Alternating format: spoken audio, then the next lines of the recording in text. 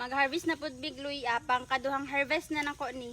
Kato nakita ko tong isa ka video ng harvest ko. Karon pang duhanan ni. Try nato. Uy, di maibot. Tan. Oo, mag-ibot. Kani isa lang kaani. Kaya na si mother mag-harvest na daw, harveston na daw.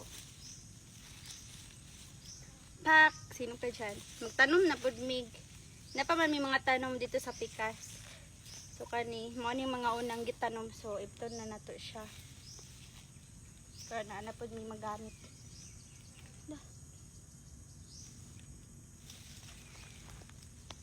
Yeah. Look at that. See? Di ba? Dagko kayo siya, biyag-biyag kaayo. Hiyang kaayo sila itanom diri sa ano. Hiyang. Anapod may magamit, kay sige ra mig luto.